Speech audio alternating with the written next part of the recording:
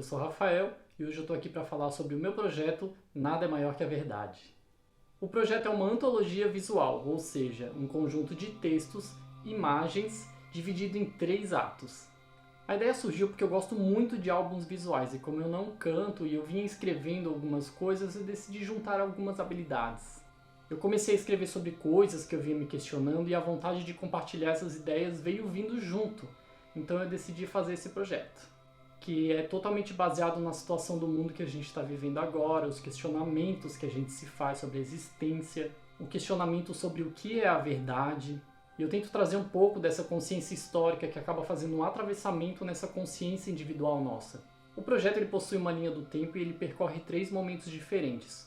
O primeiro é mais natureza, o segundo é uma questão mais mental humana e o terceiro a mistura dos dois. Então, como a gente gosta de fazer um joguinho de palavra, eu dividi em 3 partes uma frase só, que seriam nada é, maior que, a verdade.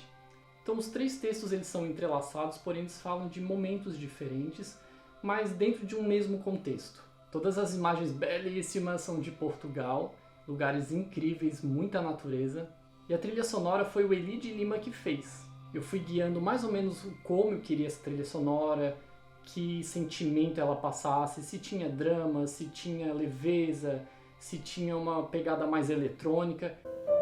Eu separei para misturar, eu misturei para separar, eu gritei para me calar. Então a gente foi construindo isso juntos. Bom, o ato 1 ele foi escrito há algum tempo e de primeira ele foi pensado como se fosse uma música. Eu tinha escrito aleatoriamente e não fazia parte do projeto, foi uma coisa que eu fiz antes. Como eu comecei esse projeto de trás para frente, ou seja, eu comecei pelo ato 3, fui pro ato 2 e no final, na hora de fazer o ato 1, que é o nada é, eu achei que esse texto que eu já tinha feito há algum tempo se encaixava super bem. Ele tinha tudo a ver com o que eu estava pensando para esse projeto.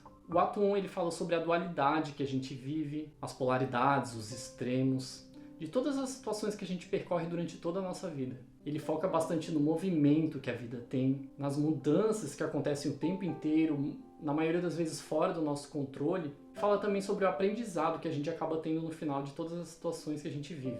A questão de experiências positivas, negativas e como a gente precisa conhecer um lado desse para reconhecer o outro. Porque no final das contas tudo é passageiro, nada é fixo, né? Então esse ato ele fala justamente sobre isso, tanto na questão natureza, a matéria do planeta, né? Como os nossos pensamentos, como as nossas vivências. Nada é tão fixo assim, tudo vai se transformando e com isso a gente pode aprender no final. Eu escrevi esse texto justamente pensando em como tudo é efêmero, né? Em como tudo passa. E o que no final a gente acaba levando, né? O que fica disso tudo? Tudo é passageiro. Maior que. O maior que é o ato 2, ele já passou por esse momento de uma consciência mais universal e ele está caminhando para uma consciência individual. Ele fala sobre alguém que em momento algum, apesar de todas as forças contrárias, nunca, mas nunca duvidou da sua própria natureza.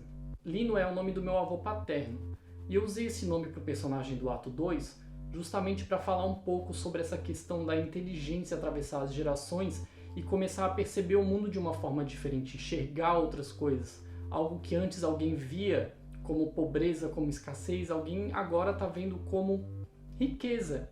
E mudar esses conceitos do que é a riqueza, o que é o sucesso, sabe? Essas coisas que a gente atravessa gerações e vai mudando. Quando eu falo sobre a voz do silêncio no ato 2, eu estou falando sobre o livro da escritora Helena Blavatsky, que foi um livro que me fez refletir muito sobre várias questões da vida. Helena foi uma escritora que viveu no século passado e ela foi cofundadora da Sociedade Teosófica. E A Voz do Silêncio foi um livro que ela escreveu baseado no livro Os Preceitos de Ouro. E foi um livro que ela memorizou enquanto ela morava com os monges tibetanos. É um livro que tem uma linguagem um pouco difícil por se tratar de muita metáfora e muita linguagem do meio deles, mas a partir do momento que a gente analisa cada pedacinho, cada estrofe do livro, a gente percebe muita sabedoria e é um livro que me transformou bastante. A Helena tem várias obras incríveis e ela viajou o mundo através de conhecimento tanto filosófico quanto espiritual e ela desenvolveu muita coisa boa nesse tempo. Esse ato também traz uma inquietação para entender o universo por não se conformar com seus limites. E é justamente o que eu tento expressar quando eu falo que olhando para o céu demorou, mas percebeu que o universo é bem maior que o Liceu. É justamente isso, para a gente olhar para fora, para a gente perceber o universo que está à nossa volta e entender que ele é muito maior que tudo que já ensinaram para a gente. Que tudo que a gente sabe não chega nem perto da totalidade que se é de verdade. E esse ato também traz um questionamento muito legal, que é sobre as pessoas que ainda sucumbem àquela bolha que elas são colocadas desde sempre e não conseguem se expressar na sua totalidade, sabe? E é sobre isso, sobre se expressar e não ter vergonha da sua naturalidade. De a gente entender desde sempre que o nosso natural não pode ser errado. Bom, o ato 3, na verdade, foi o estopim do projeto, foi onde tudo começou. Eu estava questionando, enquanto eu estava tomando café um dia, tudo o que está acontecendo no mundo, pensando se eu fosse a verdade, como eu iria me pronunciar para o mundo, como que eu ia falar, olá, eu estou aqui, o que eu sou, falar sobre mim mesma, o que a verdade falaria. E esse texto é como se fosse uma consciência coletiva através de um tempo. E ela está claramente dando voz a todas aquelas pessoas que foram oprimidas ao longo da história. Fala de todas aquelas pessoas que foram forçadas a evoluir através da dor. E eu gosto muito desse texto porque nele está a minha frase favorita de todo o projeto. Tolo aquele que acredita que algo chamado eternidade foi e para sempre será igual, que se fantasia de normal, que se auto-intitula moral. Ou seja, fala sobre essa consciência que ainda existe, que é opressora, limitada e ainda assim continua se achando o centro de todo o universo, o normal. E quando eu falo um texto assim, prazer, me chamo verdade, eu não estou falando sobre uma verdade individual, eu estou falando sobre uma verdade universal. O que é essa verdade que algumas pessoas ainda não entenderam? Que é a diversidade, que é a única verdade que abrange todos os seres do planeta.